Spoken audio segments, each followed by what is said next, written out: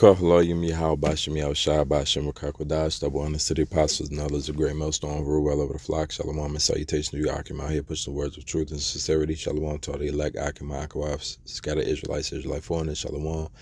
And then another thing I noticed when listening to the Elder Kazak speaking of One West, the former teacher, what I noticed he said was that a lot of camps believe that you should be, they out here condemning the white man and then showing up to work. It was either, I believe it was him, but either way, that struck me as an odd statement, but I know that's a lot of Jake's rationale. When they see Hebrew Israelites on the corner and we took condemning the white man, and then they look down at our shoes. Back in the day, they said, but you wearing Jordans, that's a white man's shoes. Or who makes those shoes? Nikes. Who designed those shoes? You wearing Polo? Who designed that shirt? You using white man's money. A white man taught you English. Listen, you got to go back to work and bow down to a white man or whatever. Listen, we are in captivity, man. The scripture tell you first and foremost that there's going to be a you're going to have to go to your enemy for the want of all things. That is a terrible, disastrous situation. But the Lord has sent that upon us as a scourge and a curse. Meaning you have to be humbled down to come to your enemy for the want of all things. That's drastic, man. You'll never find peace in a situation like that. Nobody will find peace in going to their enemy for the want of all things. Look at Palestine over there. They cut their water off, cut their food off. The people in the Gaza Strip, because they got to go to their enemy for the one of all things, right? But also, not to mention, they say that they use that as a way to like say that we being hypocritical, or we being too hard on Esau, just focus on Israel. You can't teach a people who are captive about and not explain to them why they in captivity. All right. Furthermore. And this was my main point.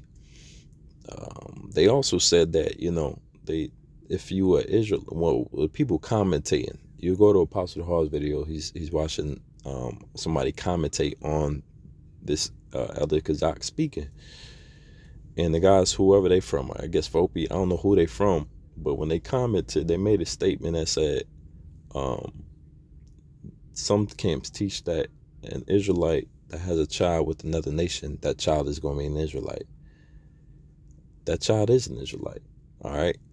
Whether he looks like an Edomite, whether he looks like a Moabite, he's an Israelite. If his father's line comes from Israel, that means it's a patrilineal lineage. It's patrilineal. It means it comes from their father. This is why the scripture always referring to us as sons of the power, or our fathers. Since our fathers fell asleep, Abraham, Isaac, and Jacob, our fathers are men.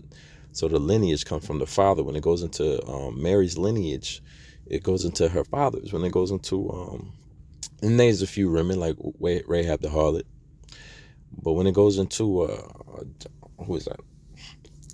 Or Joseph's parents, it goes through his father's line all the way back to King David and back to Yahweh, back to Abraham, Isaac, and Jacob. And so, in last point was that GMS seems to be the only camp that has Israelite foreigners in it.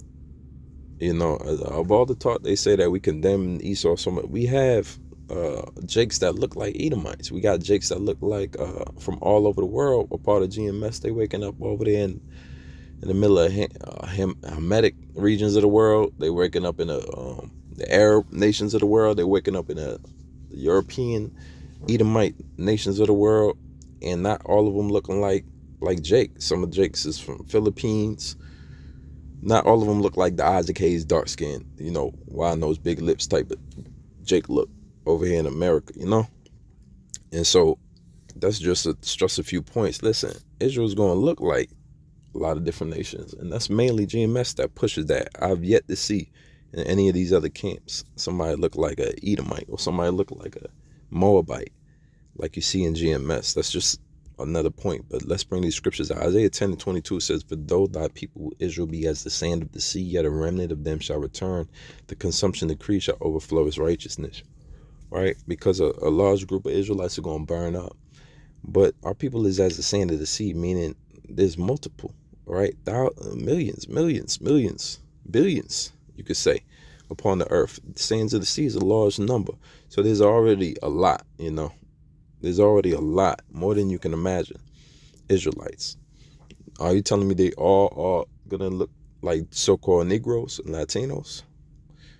Matthew 24:31 says, "And he shall send his angels with the great sign of the trumpet, and they shall gather together his elect from the four winds, from one end of heaven to the other." That's Yahweh Shah, and the coming of Yahweh Shah. There's going to be chariots all over. They're going to be over in America beaming us up, the elect, but they're going to be all over the world, different regions of the world. As a matter of fact, let's jump down to Isaiah 11:11, "And it shall come to pass that in that day the Lord shall set his hand again the second time to recover the remnant of his people, which shall be left from Assyria and from Egypt and from Pathros and from Cush and from Elam." How do you break this down? They all looking like Jake, in the middle of Egypt, in the middle of Assyria, in the middle of Pathros, Cush, and Elam. Elam is Persians. It says, "And from Shinar, and from Hamath, and from the islands of the sea." So you're going to have Jakes from Polynesia getting beamed up, returning back to the promised land. Matthew's, or 1 Samuel 16:7, "But the Lord said unto Samuel, Look not on his countenance." And that's what a lot of these guys is making a mistake doing, looking on the countenance of a man, or on the height of his stature, because I have refused him. For the Lord seeth not as man seeth. For man looketh on the outward appearance, but the Lord looketh on the heart. And just, these are a few more scriptures that line up with these precepts. I brought this video. It's edifying. Until next time, shalom.